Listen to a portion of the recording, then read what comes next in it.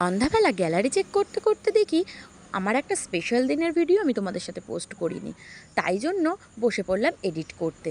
আমি আর রিয়া চলে গেছিলাম বাজারে। এটা যত সম্ভব 1 জানুয়ারির ভিডিও, মানে পিকনিক করেছিলাম সেই ভিডিওটা। তো আমরা দুজন দুপুরবেলা বেরিয়ে পড়েছিলাম বাজার করতে। এই যে প্রথমেই নিয়েছিলাম সবজি, এই যে আমার হাতে লিস্ট দেখা যাচ্ছে, আর তারপরে চলে গেছিলাম মুদিখানা বাজারে। তার সঙ্গে কিন্তু ছিল আমার দুষ্টু পাপা। তো আমরা তিনজন বাজার করে তারপরে মুদিখানা দোকান নিয়ে বাড়ির দিকে চলে এসেছিলাম।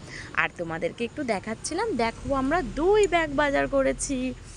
তো তারপরে অলরেডি বাড়ি এসে দেখি কাকু আর কি রিয়ার বাবা আমাদের জন্য প্যান্ডেল টানিয়ে দিয়েছে। এই দেখো আমাদের প্যান্ডেল কেমন হয়েছে, কমেন্ট করে কিন্তু জানাবে। তো তারপরে আমরা এখানে সবাই মিলে কাজ করছিলাম, আদা রসুন পেঁয়াজ আলু, আর যেহেতু রাইস হবে তার জন্য ক্যাপসিকাম বিনস গাজর সব কিছু গুছিয়ে নিচ্ছিলাম। আর এখানে আমি চালটা পরিষ্কার করে ধুয়ে নিচ্ছিলাম। এখানে দেখো সমস্ত কিছু আমরা বাজার করে নিয়ে এসেছি। আর রাঁধুনিটা কে বলো তো? তোমরা কি জানো রাঁধুনিটাকে? রাঁধুনিটা হচ্ছি আমি। তো আমার হাতের রান্না খেতে এখানে সবাই খুব পছন্দ করে। তো এই যে দেখো কাটতে কাটতে সন্ধ্যা হয়ে গেছে, আর আমাদের খুব মশা খাচ্ছিল, তার জন্য একটু ধোয়া দিয়ে দিয়েছিল যাতে মশাগুলো চলে যায়। তো এই যে এখনও আলু কাটা চলছে, আর ওদিকে ভাতটা কিন্তু চাপিয়ে দেওয়া হয়েছিল। তো চলো আস্তে আস্তে সব কিছু গুছিয়ে নিই, তারপরে একেবারে রান্নার কাছে চলে যাব। তো এখানে রান্নার কাছে সমস্ত কিছু গুছিয়ে নিয়ে এসে রিয়া আমাকে বলল আমি সব কিছু সবজি ভেজে দিচ্ছি। আমি বলছি তাহলে চাই আমি চিকেনটা পরিষ্কার করে ধুয়ে নিয়ে আসি। তো এর মধ্যেই চলে এসেছিলো আমাদের স্পেশাল মানুষ, অর্থাৎ আমাদের তিনজনের মধ্যে দুজন ছিলাম আর একজন বাকি ছিল, সেটা হচ্ছে আমার যা।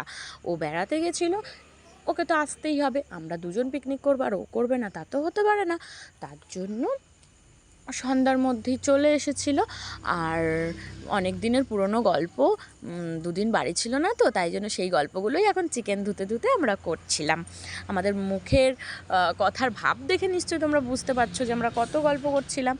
আর এই যে এখানে আমি চিকেনটা পরিষ্কার করে নেওয়ার পর হাত ধুয়ে চলে এসেছিলাম টিফিন খেতে। টিফিনে কিন্তু আমাদের ছিল নিমকি, মিষ্টির দোকানের নিমকি, খুব সুন্দর টেস্ট। তো এই যে ঋতু সবাইকে নিমকি দিচ্ছিল, ওখানে কাকা আমাদের সাথে কী যেন একটা কথা বলছিল, আমার ঠিক মনে নেই।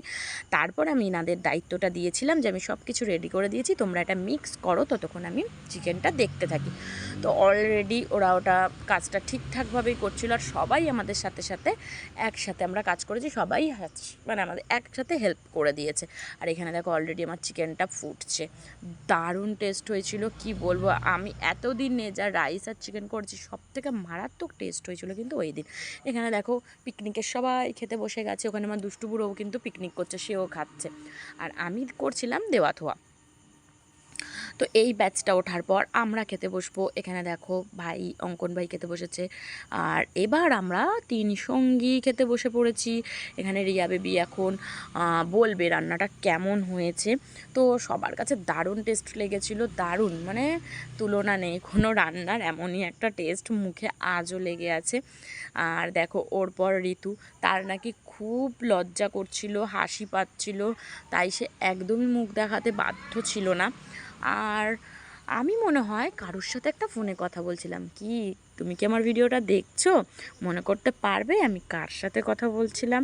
বলো তো দেখি।